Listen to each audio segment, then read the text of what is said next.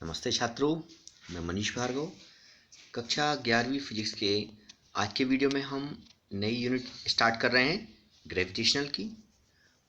सबसे पहले हम गुरुत्वाकर्षण की बात कर रहे हैं और गुरुत्वाकर्षण में सबसे पहले जो हमारा टॉपिक है वो टॉपिक है ग्रहों की गति संबंधी केपलर के नियम, Kepler's law of planetary motion.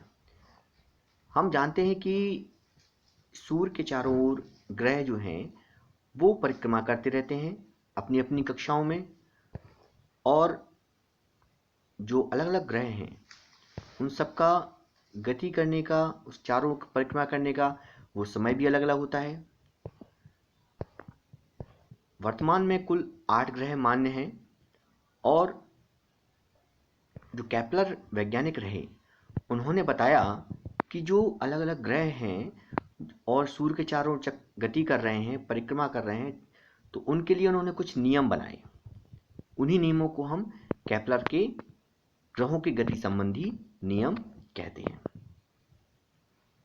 पहला जो नियम दिया, first law of Kepler planetary motion, उसके अनुसार उन्होंने बताया, आप इस डायग्राम को देख लें, पहले इस चित्र को देख रहे हैं कि यहाँ पर आपको F1 पर आपको सूर्य दिख रहा है, सन है, और A से लेके B तक ये दीर्घ अक्ष है और इसके ठीक परपेंडिकुलर लघु अक्ष है, और ग्रह इस प्रकार एक दीर्घवृत्ताकार मार्ग पर परिक्रमा कर रहे हैं।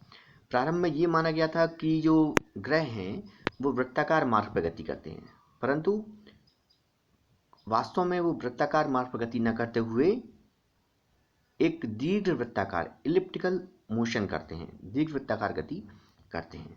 और जो F होता है, जहाँ F1 आपको दिख रहा है, ये फोकस पॉइंट है जहाँ पर सूर्य स्थित होता है। तो पहला जो नियम है वो कक्षा का नियम कहलाता है।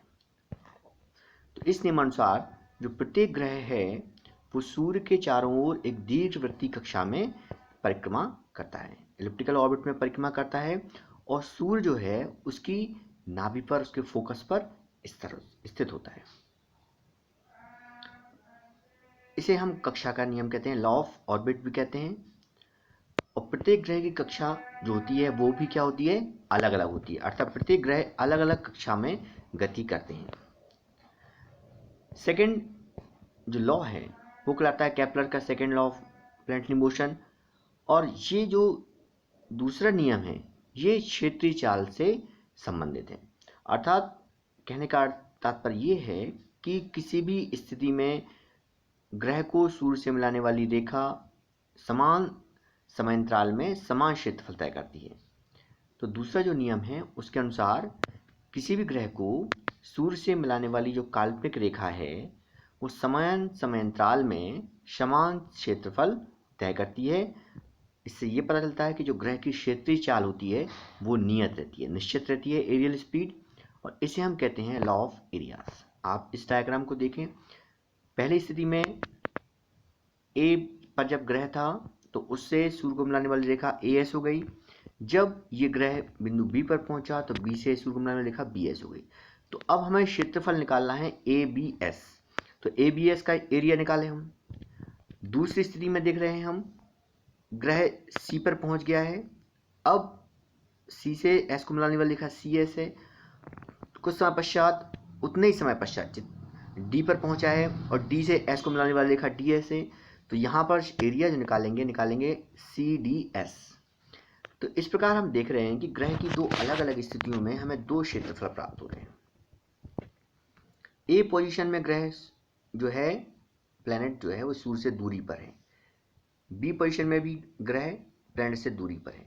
तो जो एरिया ऑफ ABS है वो किसके बराबर होगा, एरिया ऑफ CDS, अर्थात जो ग्रहों की, जो प्लैनेट की जो एरियल स्पीड है वो कांस्टेंट है। तो जितना एरिया ABS होगा उतना ही एरिया CDS होगा। यही केपलर्स का सेकेंड लॉ है। इसमें हमें ये पता चलता है कि जब ग्रह जो है सूर्य से अधिक दूरी पर होता है तो उसकी जो लीनियर स्पीड होती है वो न्यूनतम होती है, और इसके विपरीत जब सूर्य ग्रह के पास होता है तो उसकी रेखीय चाल अधिकतम होती है। अब देखते हैं हम third law of Kepler's planetary motion कि इसके अनुसार हम बात करें कि ये कोई भी ग्रह है जो सूर्य के चारों परिक्रमा लगा रहा है, तो जो परिक्रमा लगाने का कुल समय है उसे हम कहते हैं उसका परिभ्रमण काल। तो तीसरे नियम के अनुसार हम बताया किसी ग्रह के परिभ्रमण काल का जो वर्ग है, स्क्वायर है, ग्रह से सूर्य की माध्य दूरी के क्यूब के अनुपाती होती है। इसे हम परिभ्रमण काल का नियम कहते हैं। तो यदि हम ये मान लें कि किसी ग्रह का परिभ्रमण काल t है, मतलब उसके चक्कर लगाने का समय t है, एक परिक्रमा पूरी करने का समय t है, और ग्रह की सूर्य से माध्य औसत दूरी, जो माध्य दूरी है वो स्मॉल r है, तो t square proportional r cube, अर्थात परिभ्रमण काल का वर्ग जो है सूर्य से ग्रह की औसत दूरी के क्यूब के घन के अनुपाती होती है। टी स्क्वायर बराबर के आर क्यूब, जहाँ के एक नियतांक है, अनुपातिक नियतांक है। और इस नियम से हमें ये पता चलता है कि जब ग्रह, जो भी ग्रह हैं सूर्य के ज़्यादा पास होते हैं उनका परिभ्रमण काल कम होता है, और जो ग्रह सूर्य से अधिक दूरी पर होते हैं उनका परिभ्रमण काल अधिक होता है। अब जो हमने केपलर्स का नियम पढ़े हैं उसमें जो second law of Kepler's motion है, जिसमें हमने ये बात की थी कि उनकी एरियल स्पीड कांस्टेंट रहती है, नियत रहती है, अर्थात समान, जो सूर्य से ग्रह को मिलाने वाली रेखा है समान समय अंतराल में समान दूरी तय करती है। तो उसकी हम यहाँ पर व्युत्पत्ति करते हैं, इसको डिराइव करते हैं। हम ये मान लेते हैं कि मान लीजिए सूर्य के चारों ओर एक इलेप्टिकल ऑर्बिट में दीर्घवृत्तीय कक्षा में m द्रव्यमान का कोई भी ग्रह है जो गति कर रहा है, परिभ्रमण कर रहा है, और t समय पर उसकी स्थिति a है, और डेल्टा टी समय अंतराल अर्थात t प्लस डेल्टा टी पर उसकी स्थिति b हो जाती है। आप चित्र को देखें, यदि बिंदु a पर स्थिति सदिश वेक्टर r हो तो सदिश r द्वारा डेल्टा t समय में तय किया क्षेत्रफल जो होगा वो त्रिभुज ऐसे b के क्षेत्रफल के बराबर होगा। तो हम देख रहे हैं इसमें a पर t समय पर स्थित है और b पर t प्लस डेल्टा टी समय पर स्थित है। अब इस स्थिति में त्रिभुज ऐसे बी का जो क्षेत्रफल होगा वो बिंदु ए का जो स्थिति सदिश है उसके लिए हम ये मान सकते हैं कि डेल्टा टी समय में ग्रह जो है ए से बी पर पहुंच जाएगा, और उसके द्वारा इतने समय में तय किया गया क्षेत्रफल कितना होगा, ए एस बी या एस ए बी। अब छायांकित जो हम एस ए बी का क्षेत्रफल है वो डेल्टा ए मान लें, तो डेल्टा ए बराबर half R cross A B, A और ए से लेके बी तक की दूरी, और आर ए से बी एस का स्थिति सदिश, तो डेल्टा ए बराबर half R cross A B. यदि ग्रह का रेखीय वेग लीनियर वेलोसिटी वी वेक्टर हो तो v बराबर होता है delta A B upon delta T, क्योंकि वेग बराबर होता है दूरी बटे वेग बराबर विस्थापन बटे समयांतराल, विस्थापन यहाँ a से b का वेक्टर ए बी है, तो अपॉन डेल्टा टी, तो ग्रह का जो रेखीय वेग होगा वो हो जाएगा v vector equal to A B upon delta T. अब ए बी निकालें तो A B equal to V delta T हो जाएगा, और ये ए बी की वैल्यू हम यहाँ पर डेल्टा ए में रख देंगे, तो delta A is equal to half R cross V delta T. Delta T को हम बाएं पक्ष में जो डेल्टा ए है उसके नीचे ले जाएं, तो delta A upon delta T बराबर हो जाए half into R cross V. अब यदि हम दोनों दाएं पक्ष में m से मल्टीप्लाई कर दें, m से डिवाइड कर दें, तो ये हमें मिल जाएगा 1/2m into R cross M V. हमने इसको संवेग में बदला हुआ है, तो 1/2m into R cross P, जो कि रेखीय संवेग p बराबर होता है एम वी। अब आर क्रॉस पी हमने पढ़ा हुआ है कोणीय संवेग होता है, तो कोणीय संवेग वेक्टर एल बराबर होता है आर क्रॉस पी, तो delta A upon delta T बराबर वेक्टर एल अपॉन 2m। यदि ग्रह पर हम देखते हैं कोई बाह्य बलागु नहीं आरोपित कर रहे हैं तो उसका कुल कोणीय संवेग नियत रहता है। ये हम पढ़ चुके हैं पहले कि यदि किसी ग्रह पर कोई बाह्य बलागु काम नहीं करेगा तो उस ग्रह का जो कोणीय संवेग होगा वो निश्चित रहेगा। चूंकि m भी नियत है तो l अपॉन 2m नियतांक हो जाएगा, तो delta A upon delta T बराबर एक नियतांक, ये हमें नियतांक मिल जाएगा। तो इस प्रकार हमें ये पता चल रहा है कि किसी ग्रह की क्षेत्रीय चाल जो है वो निश्चित होती है और यही केपलर का द्वितीय नियम है। अब हम न्यूटन का सार्वत्रिक गुरुत्वाकर्षण नियम लेते हैं। हम जानते हैं कि प्रत्येक ग्रह, प्रत्येक वस्तु दूसरी वस्तु पर एक बल आरोपित करती है, उसे हम गुरुत्वाकर्षण बल कहते हैं। यदि हम मान लें अंतरिक्ष में, पूरे ब्रह्मांड में कोई भी दो वस्तुएं हैं, वो वस्तुएं एक दूसरे को एक निश्चित बल से आकर्षित करती हैं, उसे ही हम क्या कहते हैं, गुरुत्वाकर्षण नियम। तो केपलर के नियमों के बाद से जो निष्कर्ष प्राप्त हुए, उसके बाद गुरुत्वाकर्षण का नियम का प्रतिपादन किया न्यूटन ने, और उन्होंने बताया कि इस ब्रह्मांड में प्रत्येक पिंड दूसरे पिंड को एक बल से आकर्षित करता है, और यह आकर्षण जो बल है उनके द्रव्यमानों के गुणनफल के अनुक्रमानुपाती और उनके बीच की दूरी के वर्ग के व्युत्क्रमानुपाती होता है। मान लीजिए m1 और m2 द्रव्यमान के दो पिंड हैं जो एक दूसरे से r दूरी पर स्थित हैं तथा उनके बीच कार्य करने वाला बल F है, तब इस नियमानुसार F समानुपाती हो जाता है m1 m2 तथा F समानुपाती 1/r²।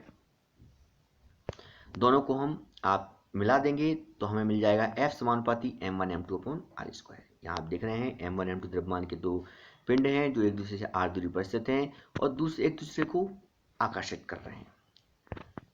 जब हमने संयुक्त किया दोनों को तो F समानुपाती हो गया m1 m2/r²।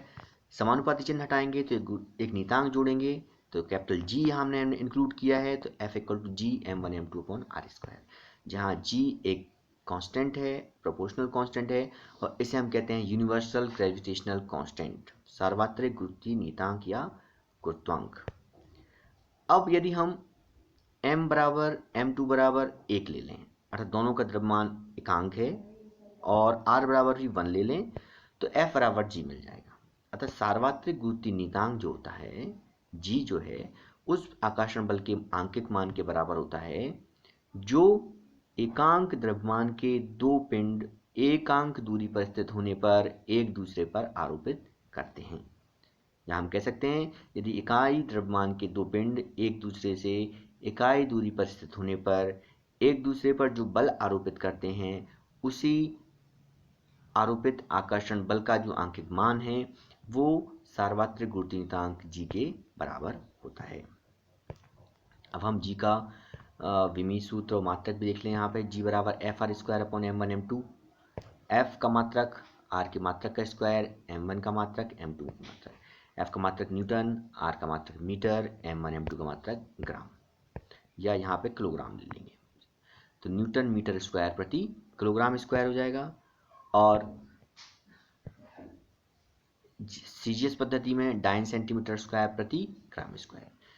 ये G की जो स्टैंडर्ड वैल्यू है वो स्टैंडर्ड वैल्यू होती है 6.67 × 10⁻11 न्यूटन मीटर स्क्वायर पर किलोग्राम स्क्वायर। ये जो G का मान है, इसका मान जो ऑब्जेक्ट ले रहे हैं, जो हमने वस्तु ले रखी है, उसकी आकृति कैसी है या आकार कैसा है या प्रकृति कैसी है, उस पर निर्भर नहीं करता, और साथ ही ये इस पर भी निर्भर नहीं करता कि उन दोनों वस्तुओं के बीच में कौन सा माध्यम है, क्योंकि G यूनिवर्सल कांस्टेंट है। इसका मान प्रत्येक स्थान और प्रत्येक समय पर निश्चित रहता है, इसलिए इसे हम सार्वत्रिक गुरुत्वीय नियतांक कहते हैं।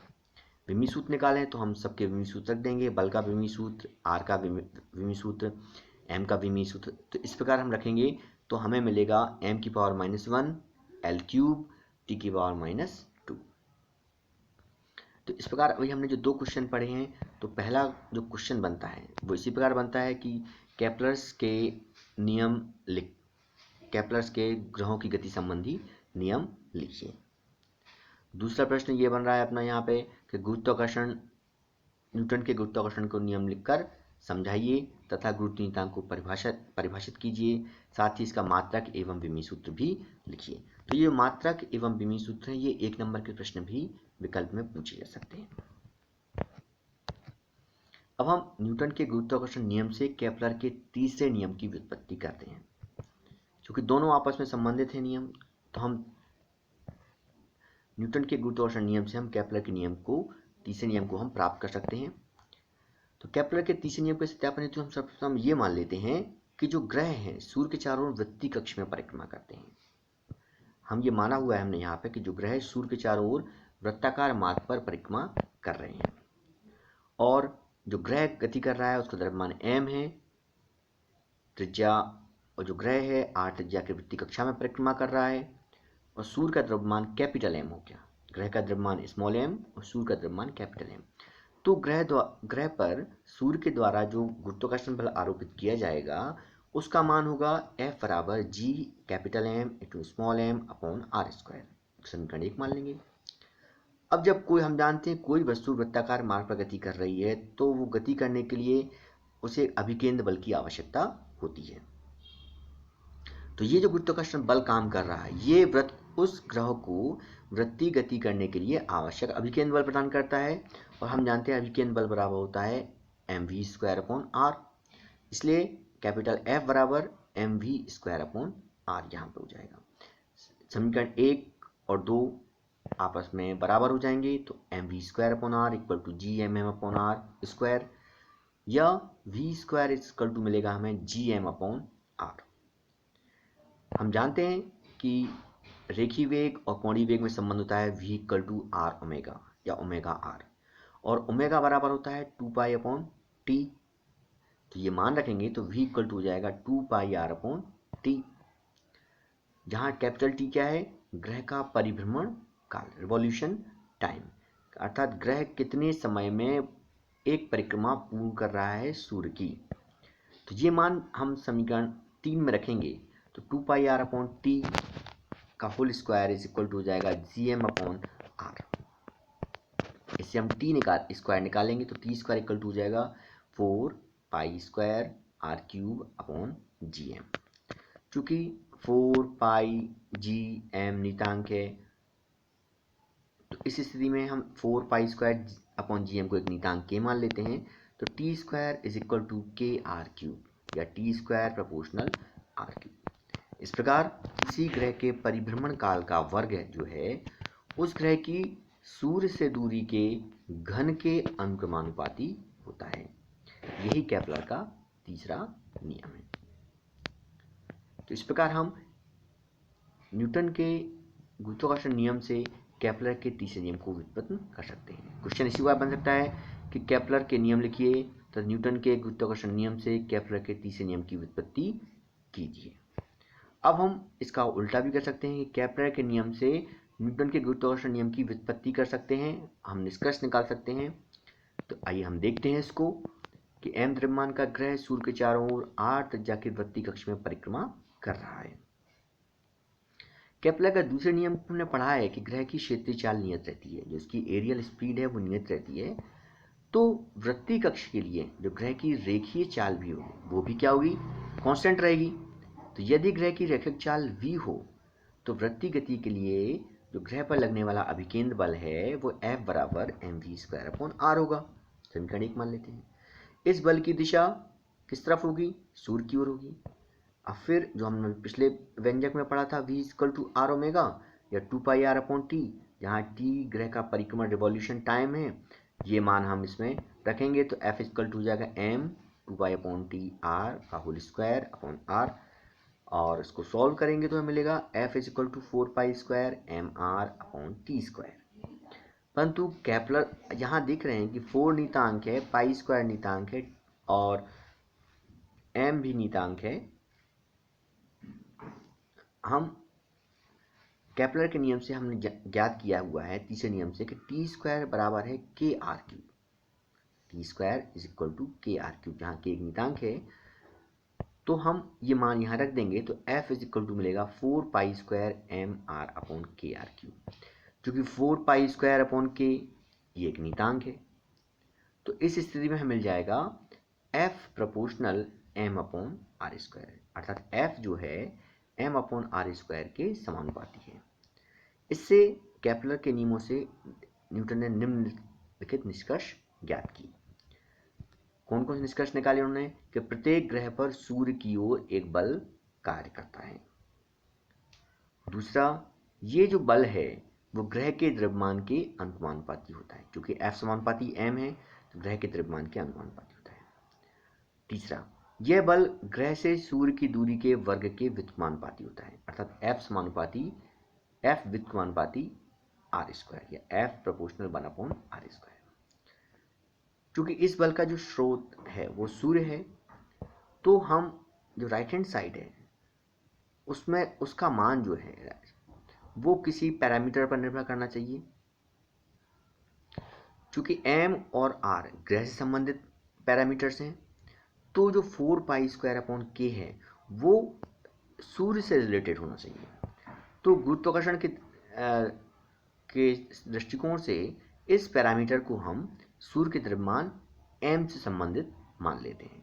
तो यदि हम 4π² को m से रिलेटेड मान लें तो 4π² है वो m के समानुपाती होगा, प्रोपोर्शनल होगा।